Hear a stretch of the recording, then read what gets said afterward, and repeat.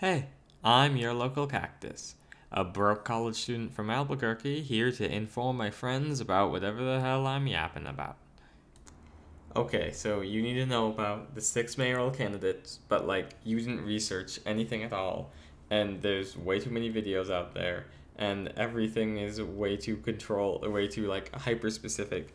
So I'm gonna do my best to try to condense all of these issues into something as short as 15, maybe 20 minutes, and try to tell you everything I can about all six of the mayoral candidates. Okay, let's go. Alright, so let's start with Mei Ling Armijo. She's a super strong businesswoman. She's been a businesswoman in the military for the Navy. She's been a businesswoman here in Albuquerque. And she worked on economic development plans there in Albuquerque. I'm only realizing this really in a re-record, but if you want a better description of everything that she has done, you should go to saferabq.com. It's not her campaign site and not mentioned anywhere on any of her campaign information, but it actually has the work that she has been doing. When it comes to policing, she believes that we need to invest in mental health workers who can go into the streets and actually try to help some of the homeless, while also having those mental health workers held accountable to the fact that if the people they are helping are committing crimes, that they need to go to jail.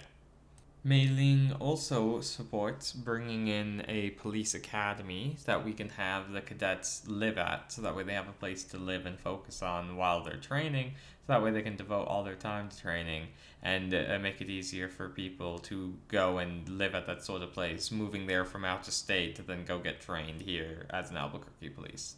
For juvenile policing, she does think that we need an update to our juvenile code, but does not believe that that is very capable and is not something that she believes is something a mayor can do.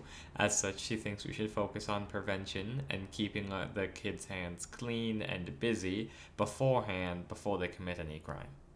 On homelessness, she thinks we need to still work on giving them more treatment shelters, but we actually need to arrest the people who are committing crimes. On immigration, she thinks that we should work with the federal government whenever we arrest someone who is an immigrant and has committed a crime.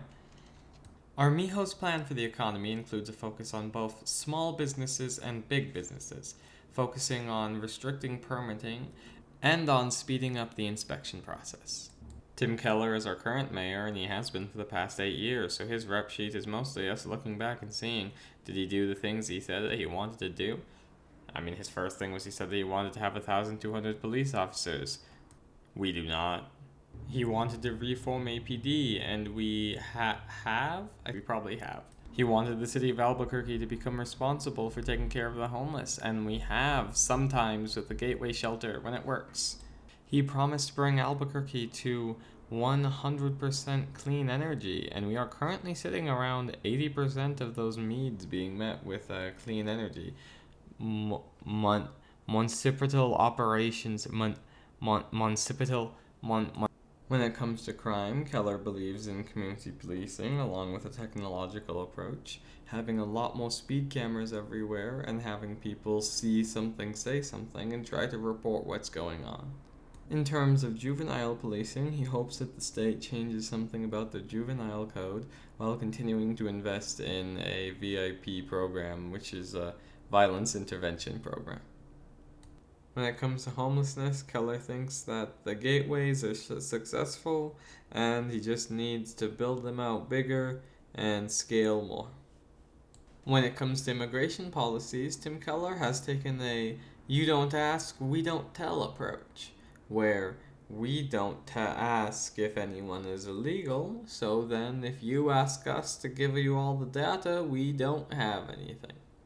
When it comes to the economy, Tim Keller always makes it a point to talk about quantum computing.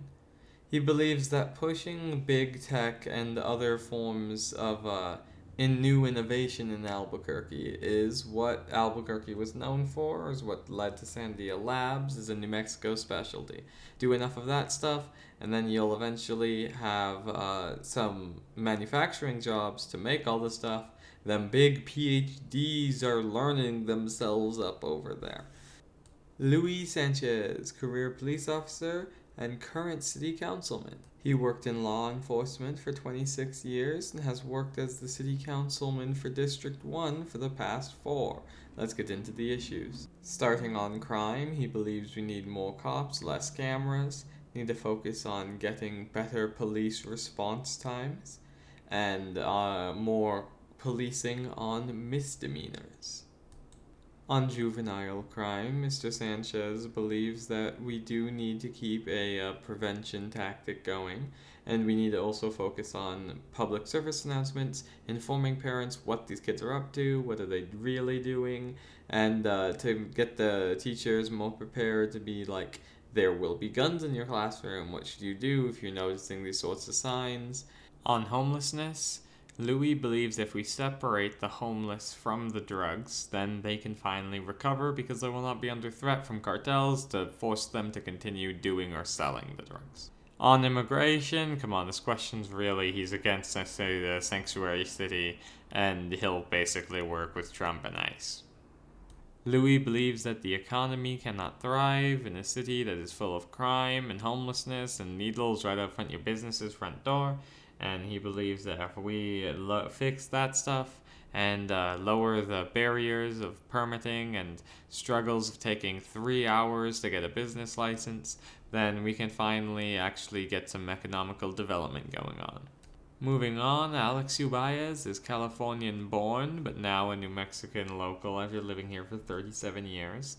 He oversaw the DWI scandal that went over in the Albuquerque Police Department. When it comes to crime, he believes instead of more police officers, the benefits will come from restructuring the police department, working better with our other departments like the state departments and the FBI, and all in all, just fixing a lot of the management issues inside the police department will lead to better policing outside of the department. In terms of juvenile crime, he repeatedly mentions that most juveniles age out of crime and would like to take an approach where we focus more on prevention, both in addressing the family situations that lead to juveniles growing up in a way that they believe crime is the option, and in other forms of prevention and continuing the VIP program that apparently he and Tim Keller work together on. A lot of these people work together on the same programs. It's a small city, big world. When it comes to homelessness, Alex has the approach of adding social workers to the streets,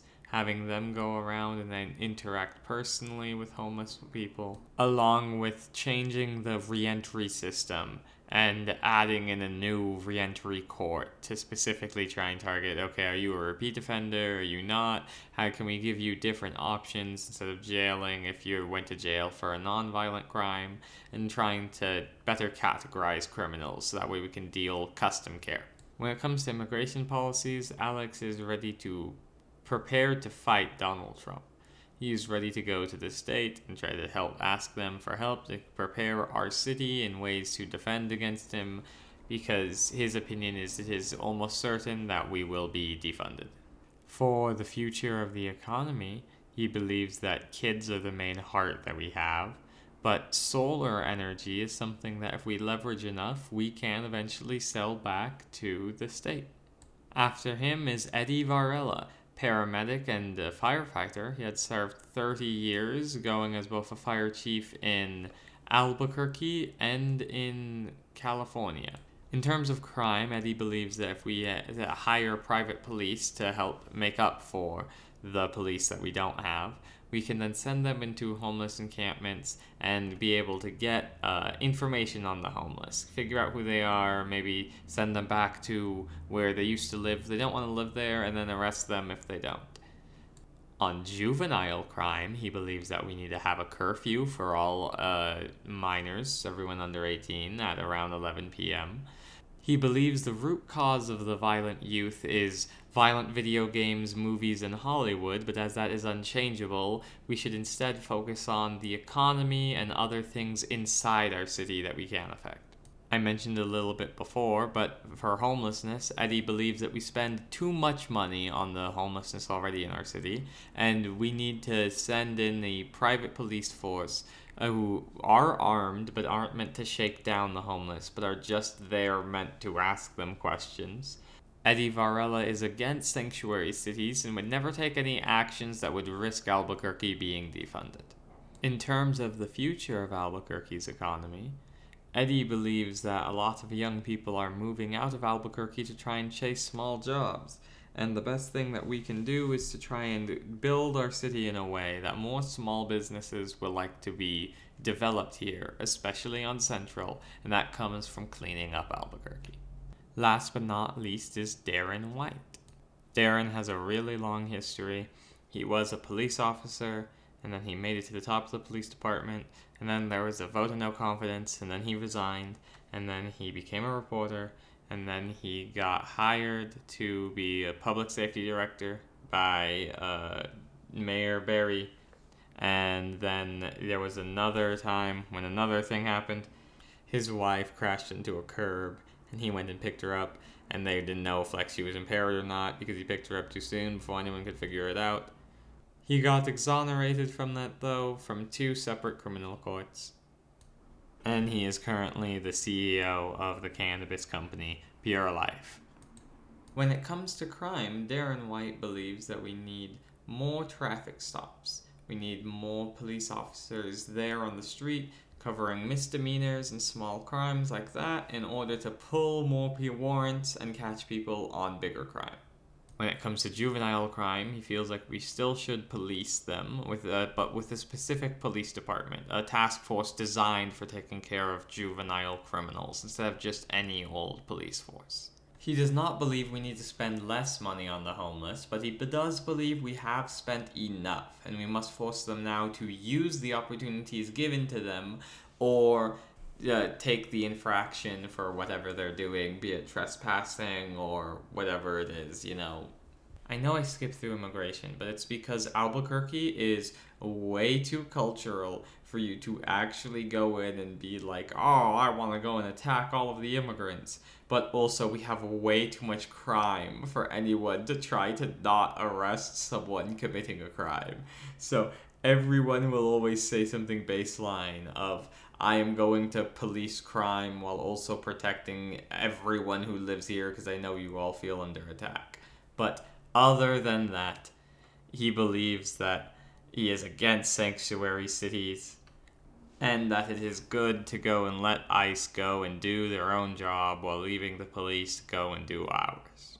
When it comes to our economy, Darren believes it's clear what makes our state special. We got our big, beautiful skies, our big, beautiful mountains, and honestly, big, beautiful everything. We have tech and we have a lot of things. And if we just clean up our city and just make it more livable, the money will naturally flow in. That has been my speed run of the 6 mayoral candidates. This is all made with my bias, my opinion, my research, and is fit to be within 15 minutes because I don't think anyone's attention span can handle too much more than this. If you would like my general, totally biased opinion on the 6 mayoral candidates, I would say, this is politician blue. This is cop blue. This is a businesswoman. This is a lawyer. This is cop red. This is politician red. I think that fundamentally all 6 of these people are trying not to say we share a lot of the same policies, and if you look at us closely, you'll see that we all have to do the same things as each other to get anything we want done.